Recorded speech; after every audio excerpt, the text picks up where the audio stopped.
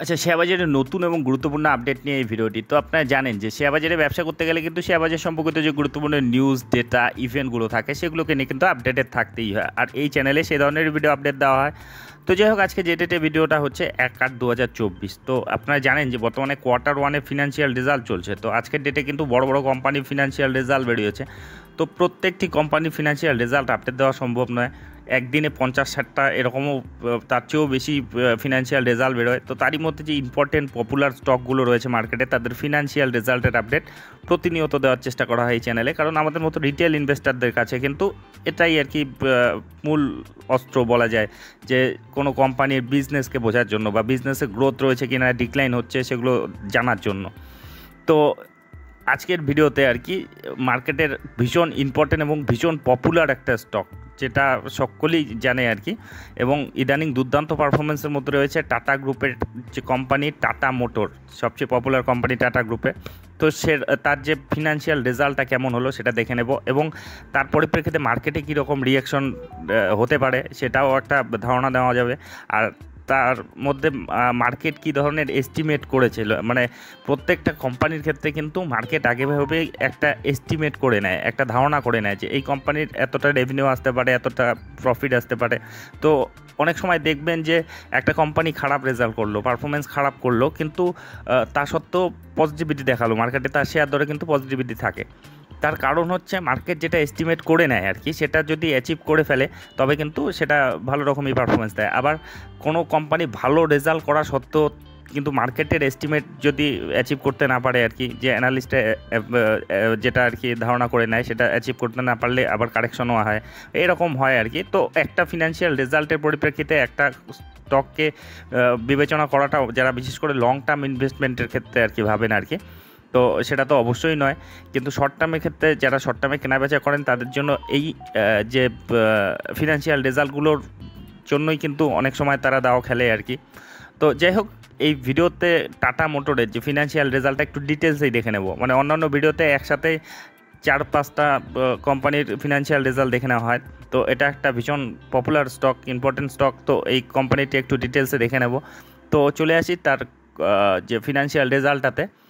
তো দুটো রেজাল্ট থাকে আপনারা জানেন, একটা কনসলিডেটেড রেজাল্ট, একটা হচ্ছে স্ট্যান্ড অ্যালোন রেজাল্ট। তো স্ট্যান্ড অ্যালোন বলতে অন্যান্য কোম্পানির ক্ষেত্রে কী হয়, স্ট্যান্ড অ্যালোন বলতে মূল বিজনেস যেটা থাকে আর কি, সেই মূল বিজনেস থেকে যেটা আয় হয় আর কি, সেটাই হচ্ছে স্ট্যান্ড অ্যালোন। আর কনসলিডেটেড বলতে যদি অন্যান্য বিজনেস থাকে বা ইনভেস্টমেন্ট থাকে অন্য কোথাও, সেখান থেকে যে প্রফিট আছে, মানে সব কিছু মিলে আর কি কনসলিডেটেডটা হয়, সেটা দেখলেই সব কিছু দেখা হয়ে যায়। তো টাটা মোটরের ক্ষেত্রে দুটো দেখি, স্ট্যান্ড অ্যালোনটাও দেখে নিই। স্ট্যান্ড অ্যালোনটা বলতে আমাদের দেশে মানে ডোমেস্টিক লেভেলে তাদের বিজনেসে কীরকম গ্রোথ রয়েছে সেটাও একটা ধারণা পাওয়া যাবে।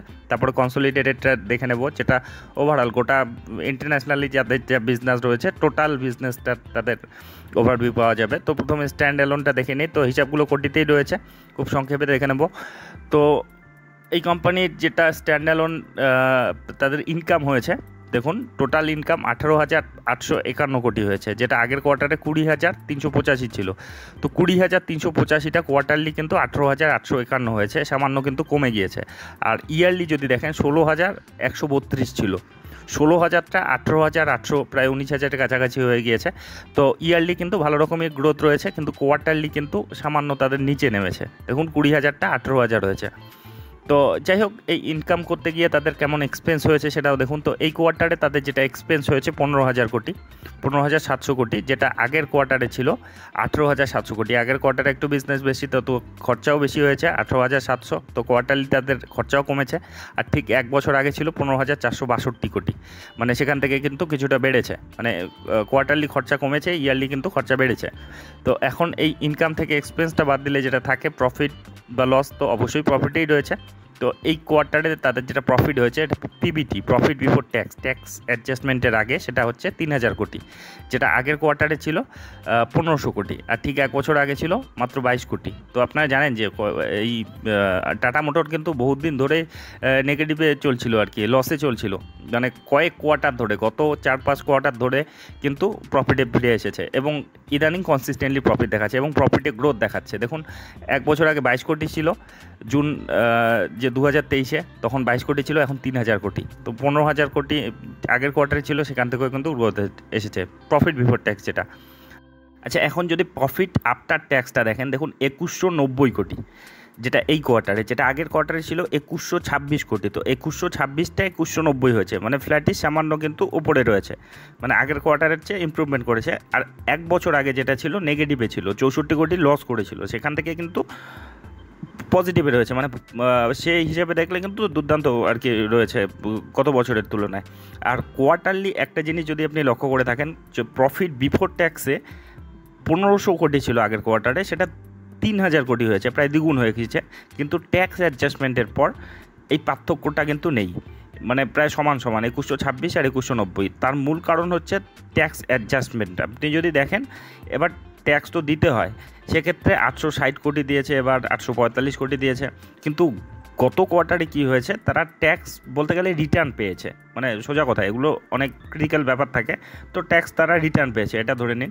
তো যার পরিপ্রেক্ষিতে কিন্তু তাদের যে আফটার ট্যাক্স প্রফিটেবিলিটিটা, সেটা কিন্তু এই কোয়ার্টারের সঙ্গে প্রায় একই রয়েছে। কিন্তু আপনি যদি দেখেন ট্যাক্সের ঝামেলা বাদ দিলে, তবে কিন্তু দুর্দান্ত পারফরমেন্স রয়েছে কোয়ার্টারলি, ইয়ারলি। একইভাবে ইপিএসের প্রভাব পড়েছে। তো যাই হোক, এবার চলে আসি তার মূল, মানে গোটা বিজনেসটার উপরে। আমাদের দেশে বিদেশে সব ধরনের তাদের ইনকাম থেকে যেটা কনসলিডেটেড রেজাল্টই পাওয়া যায়। তো কনসলিডেটেড রেজাল্টটাই দেখে নেব, কোটিতেই রয়েছে। তো দেখুন কত পার্থক্য, কত বড় এদের বিজনেস রয়েছে। দেখুন এই কোয়ার্টারে তাদের যেটা ইনকাম, সেটা 1,09,623 কোটি, যেটা আগের কোয়ার্টারে ছিল 1,21,446। তো 1,21,টা 1,09,000 হয়েছে। তো কোয়ার্টারলি কিন্তু কিছুটা কমে গিয়েছে। আর যদি ইয়ারলি দেখেন, 1,03,597 ছিল, সেখান থেকে 1,09,000 হয়েছে, 1,03,000 থেকে 1,09,000 হয়েছে। তো ইয়ারলি তাদের গ্রোথ ঠিকঠাকই রয়েছে, কিন্তু কোয়ার্টারলি কিন্তু সামান্য ডিক্লাইন হয়েছে। তো এখন এই ইনকাম করতে গিয়ে এক্সপেন্সটাও দেখুন। তো এই কোয়ার্টারে তাদের যেটা এক্সপেন্স হয়েছে, সেটা হচ্ছে 1,09,25 কোটি, যেটা আগের কোয়ার্টারে ছিল 1,12,000। তখন খরচাও বেশি হয়েছে, ইনকামও বেশি হয়েছে। তো 1,12,000 থেকে 1,00,000, মানে কোয়ার্টারলি তাদের খরচা কমেছে। আর ইয়ারলি দেখলে 98,262 ছিল, সেখান থেকে 1,09,25 হয়েছে। তো ইয়ারলি বেড়েছে, কোয়ার্টারলি কমেছে। তো এখন এই ইনকাম থেকে এক্সপেন্সটাকে বাদ দিলে যেটা থাকে তাদের যে প্রফিট বা লস, তো যেটা পিবিটি, প্রফিট বিফোর ট্যাক্স, সেটা হচ্ছে 8,870 কোটি, যেটা আগের কোয়ার্টারে ছিল 9,369 কোটি। তো 9,369টা 8,870 হয়েছে। তো কিছুটা কিন্তু কমে গিয়েছে কোয়ার্টারলি। তো এগুলো কোয়ার্টারলি হতেই থাকে, মানে হয়ই আর কি, কোনো কোয়ার্টারে নিচে নামে, কোনো কোয়ার্টারে উপরে ওঠে, মানে খুব যে খারাপ পারফরমেন্স দিয়েছে তা কিন্তু না। ইয়ারলি দেখুন, ইয়ারলি কিন্তু একেবারেই দুর্দান্ত রয়েছে। দেখুন 4,864 কোটি ছিল, সেখান থেকে 8,870 কোটি। এটা হচ্ছে PBT, profit before tax. Profit before ট্যাক্সে সামান্যই কিন্তু মানে নিচে নেমেছে কোয়ার্টারলি, আর ইয়ারলি ভালো রকম গ্রোথ রয়েছে। কিন্তু গল্পটা অন্য হয়ে দাঁড়ায় যখন এটা আফটার ট্যাক্সে গিয়ে দাঁড়ায়, মানে ট্যাক্স অ্যাডজাস্টমেন্টের পরে। দেখুন এখানে কিন্তু খুব একটা ফারাক নেই, প্রফিট বিফোর ট্যাক্সের ক্ষেত্রে খুব একটা ফারাক নেই, 9,300 আর 8,800। কিন্তু প্রফিট আফটার ট্যাক্সে দেখুন, এবারে তাদের যেটা প্রফিট হয়েছে, তারা ঘরে ঢুকিয়েছে 5,692 কোটি, 5,692, যেটা আগের কোয়ার্টারে 17,529 কোটি ছিল। তো এতটা ডিক্লাইন হয়েছে, মানে দেখলে তাই মনে হয় 17,000 থেকে একেবারে 5,000-এ নেমে গিয়েছে, 5,500-এ। তো এখানে ব্যাপারটা হচ্ছে, মূল ব্যাপার যে ট্যাক্স অ্যাডজাস্টমেন্ট।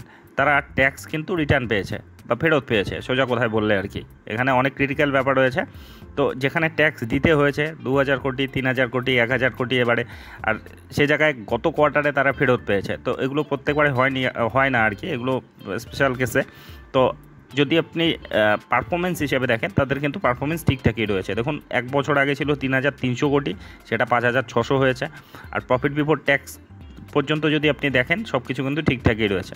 একইভাবে ইপিএসে প্রভাব পড়েছে। ইপিএসও দেখুন এবার 14.61, যেটা আগের কোয়ার্টারে 45 ছিল একেবারে। আর যেটা এক বছর আগে ছিল 8 কোটির মতো, মানে 8.45 ছিল, 8 থেকে 14 হয়েছে, আর 45 থেকে 14 হয়েছে কোয়ার্টারলি। তো তাদের যেটা সিনারিও দেখলেন, তাদের কিন্তু বিজনেস ঠিকঠাকই রয়েছে। মানে কোয়ার্টারলি যদি শুধুমাত্র আপনি দেখেন যে কোয়ার্টারলি 17,000 কোটি থেকে একেবারে 5,500 কোটি নেমে গিয়েছে, তবে কিন্তু দেখাটা ভুল হবে। কারণ ট্যাক্সের ব্যাপারটা, ট্যাক্স অ্যাডজাস্টমেন্টের ব্যাপারটা, এগুলো কিন্তু কোনো কোয়ার্টারে হয়েছে, আগের কোয়ার্টারে তাদের ট্যাক্স ফেরত পেয়েছে, এরকম ব্যাপার ছিল, তার জন্যই কিন্তু দেখাচ্ছে আর কি। কিন্তু তাদের এভারেজ পারফরমেন্স কিন্তু ঠিকঠাকই তাদের রয়েছে। তো যাই হোক, এর পরিপ্রেক্ষিতে মার্কেট কীরকম রিয়াকশন দেয় সেটাই দেখার। কারণ আজকে এটা মোটামুটি মার্কেট ক্লোজ হওয়ার পরে যদি এক্স্যাক্ট টাইমটা দেখেন, মোটামুটি 4:05 আর কি, 4টা মানে ক্লোজ হওয়ার পরে আধা ঘন্টা পরে কিন্তু মার্কেটে বেরিয়েছে।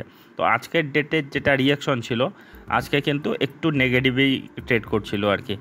1.21% মতো নেগেটিভিটি দেখিয়েছে। 14 টাকা আজকে ডেটে কমেছে 1142 টাকায়। কিন্তু ইদানিংয়ের পারফরমেন্স কিন্তু দুর্দান্ত রয়েছে। দেখুন গত 5 দিনে 5%, 1 মাসে 14%-এর মতো, আর 6 মাসে 30%-এর মতো রিটার্ন দিয়েছে। আর লং টার্মে তো দুর্দান্ত পারফরমেন্স রয়েছে, 5 বছরে 774%-এর মতো বড় রিটার্ন দিয়েছে। তো এই ফিনান্সিয়াল রেজাল্টটা কীরকম প্রভাব ফেলে সেটাই দেখার। কারণ এমনিতে যেটা এস্টিমেট করেছিল, এবার যেটা প্রফিট এসেছে 5,659 কোটি, কিন্তু মার্কেট যেটা মানে যেটা এস্টিমেট করেছিল আর কি, সেটা কিন্তু কেউ 5100, 5300 এরকম করেছে আর কি, সেখানে 5600 এসেছে। মানে যেটা মার্কেট এস্টিমেট ছিল সেগুলোকে কিন্তু বিট করেছে। এখন এরকম সিচুয়েশনে কিন্তু মার্কেটে পজিটিভ রিয়াকশনই দেয় সাধারণত। তো যাই হোক, ফিনান্সিয়াল রেজাল্টটাও কিন্তু ঠিকঠাকই এসেছে, মানে কোনো খারাপ কিছু হয়নি। তো এর পরিপ্রেক্ষিতে আগামীকাল মার্কেটে কীরকম রিয়াকশন দেয় সেটাই দেখার। মানে এগুলো তো কেউ জানে না, কেউ বলতে পারে না যে কী করবে। তো আগামীকাল কিন্তু এই টাটা মোটরের ক্ষেত্রে ভীষণ ইন্টারেস্টিং হতে চলেছে। তো আগামীকালের ট্রেডিং সেশনটা কিন্তু ইম্পর্টেন্ট থাকবে আর কি। তো যাই হোক, এই আপডেটটি নিয়ে এই ভিডিওটি ছিল। তো এ ধরনের আপডেট যদি আপনাদের উপকারে লেগে থাকে তবে অবশ্যই চ্যানেলটি সাবস্ক্রাইব করে রাখবেন। আর অবশ্যই ভিডিওটি শেষ পর্যন্ত দেখার জন্য ধন্যবাদ।